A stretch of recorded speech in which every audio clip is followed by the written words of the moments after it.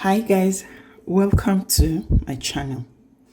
In today's video, we're going to be solving some of the questions in GCSE Mathematics for the higher tier.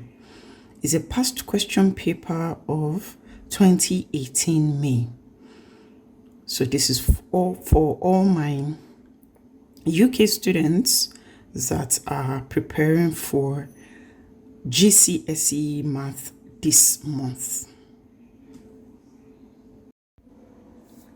Now, let's dig into it. The first question says, work out the cube root of 64 times 1,000. Remember that in cube root, when it is multiplication that it's under the cube root sign, you can actually split it. But if it is addition or subtraction, you can't split it. If it is multiplication and division, then you can split it. So this can be splitted into the cube root of 64 multiplied by the cube root of 1,000. Remember, it is cube root. The cube root of 64 is 4, and the cube root of 1,000 is 10. So this gives you 40. Circle this and you're good to go. Second question, it says, is a vector question. It says that the vector in column vector -2, 3 translates A to B. So it is, let's for example say it is a vector like this, and it is A to B, and is -2, 3. So it says we should circle the vector that translates B to opposite direction. And opposite direction for vectors are negative. So you have -2 turns to +2. Let's dig into it. So the first question says, work out the cube root of 64 times 1,000. Remember that you can split cube roots, square roots when it is multiplication or division, but you cannot split it if it is addition or subtraction. So in this case, it is multiplication, so we can split it, right? So this is equal to the cube root of 64 multiplied by the cube root of 1,000. Cube root of 64 is 4. Cube root of 1,000 is 10. 4 times 10, 40. So this is your answer. Second one, number 2. It says a vector written in the column form -2, 3 translates AB. Circle the vector that translates BA. So AB to this direction, BA to this direction. Opposite direction is always negative of the first. So you multiply this by a -1 to give you your new vector, which is 2. Multiply this by a -1, it gives you your new vector, which is -3. So it is 2, -3. And you are done. Question 3. Question 3 says that I should circle the expression that is equivalent to 3a minus a multiplied by 4a plus 2a. Remember, we multiply before we add or subtract. So 3a minus a times 4a is a minus 4a squared plus 2a. So you collect like times. 3a plus 2a gives me 5a minus 4a squared. Final answer. This is my final answer. Here's number 4. It says circle the number that is closest. So that means I have to estimate, right? In value to 9.8 all over 0.0195. In this case, division of decimal, I always clear my decimals, right? So I'm going to do 9.8 all over 0.0195. So I add complete these decimals and clear it. So this is the same as 98,000 over 195. So I'm going to estimate this to the nearest 10,000 and this to the nearest 100. So this is going to give me 10 1, 2, 3 all over 200. Okay, so I'm actually estimating it to the nearest 100,000. Estimating it to the nearest 100,000 to give me 100,000 all over 200. So this cancels this. 2 here, 1, 2 in 1,000 is 500. So here is my final answer. Number five says we should solve this inequality. Inequalities are solved like algebraic equations. The only difference is that it has an inequality sign and not an equal sign. So we'll open up this bracket. 5x plus 15 is less than 60. We take this 15 to the other side. It becomes 5x is less than 60 minus 15, because it has crossed an equal sign. It has crossed an inequality sign. Okay, so this is 5x is less than 45 and x is less than 9 is your final answer. So answer here, you say x is less than 9. Okay. So here's our number 6. It says the height of Zach is 1.86 meters. The height of Fred is 1.6 meter. Write the height of Zach as a fraction. So fraction, remember, is always is over of. Okay, so in this case it is height of Zach as a fraction of the height of Fred. Remember that Zach is 1.86 while Fred is 1.6. So division of decimals, you clear your decimals. So 1 2 1 2. So you have this as 186 over 160. You can reduce this to the lowest term by dividing by 2, and this will give you 93 all over 80. Your answer is best simplified when you write it in mixed number and not as an improper fraction. So we have 180s in 93, remainder 13, and your denominator never changes. Final answer, one whole number, 13 over 80, and you are done. Final answer, one whole number, 13 over 80. Here's number 7.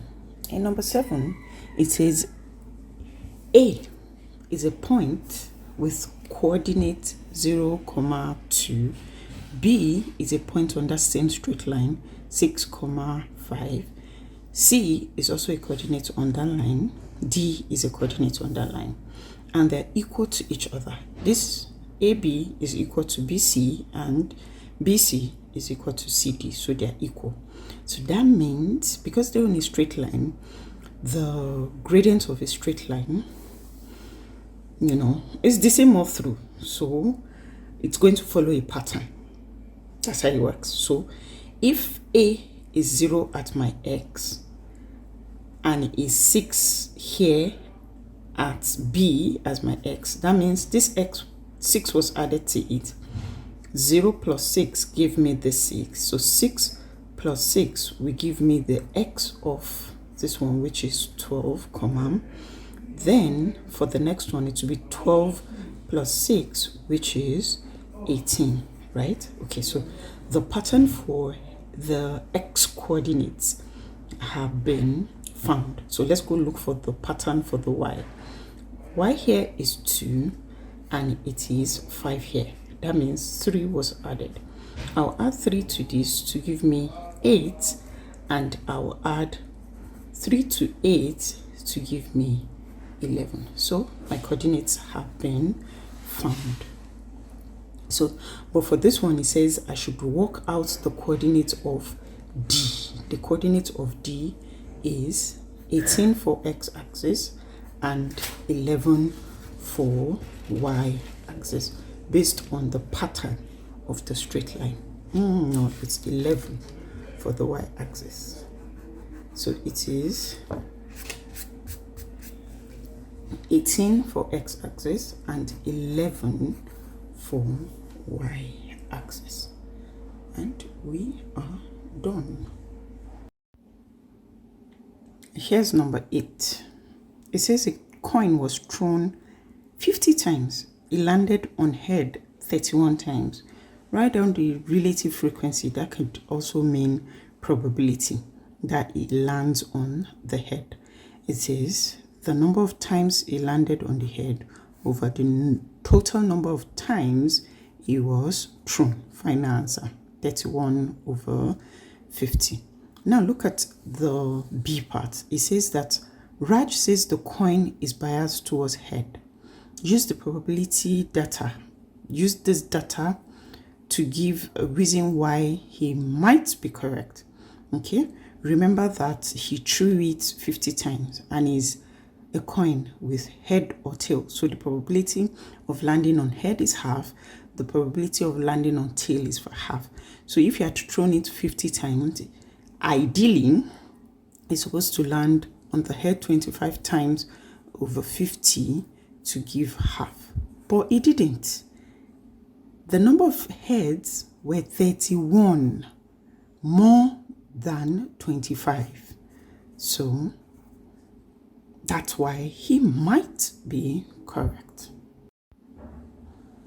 Here's number 9. It says the range of a set of numbers is 15 whole number 1 over 4. Remember that range is equal to largest number minus smallest number. In this case, the range was given as 15 whole number 1 over 4, and the largest number is what we are looking for. So we do not know this. Let it be x. Then minus the smallest number. The smallest number is negative 2 whole number 7 over 8. So we have formed an algebraic equation. Let's solve it and get our x. Whatever we get for x is our largest number. Let's go. So this is 15 whole number 1 over 4 is equal to x. A double negative gives us positive 2, 7 over 8. I'm going to take this to the other side so x can stand on its own. 15 whole number did not move, but this moved, so it became negative 2 whole number 7 over 8. Okay, so I do the column method of subtraction of fraction. So 15 minus 2 is 13. So I'm going to find the LCM of both of them, which is 8. 8 divided by 4 is 2. 2 times 1 is 2. Minus 8 divided by 8 is 1. 1 times 7 is 7. 2 minus 1 is impossible, so I'm going to borrow 1 from here. I'm left with 12. The one I borrowed is plus 8 over 8, which is 10 minus 7 all over 8. So 10 minus 7 is 3. So my final answer is 12 whole number 3 all over 8, which is my largest number. So I come here, I write my final answer, 12 whole number 3 all over 8. For this video, this is where we're going to stop. I'll continue in our next video. Number 10, y is inversely proportional to x. So this leads you to y is equal to a constant over x. So you come to the table, choose the one that is complete so you can find your constant. So when y is 4, x is 6. Once I cross multiply, my k becomes 24. So each time I'm looking for y, all I need to do is divide 24 by the value of x. Okay, so let's go. This one has x in it. So remember that our y is equal to 24 all over x. So for the first one that we want to complete, it is 24 all over 12, which is equal to 2. So here is 2. Now, in this case, we're looking for x. We don't know x, but we know this as 8. So you go 8x is equal to 24 over 8 over 8. X is equal to 3. So here our x is 3. And our table has been completed. If you learned something from this video, or you know who this video might help, please share to everybody involved. Thank you for watching. See you in the next video.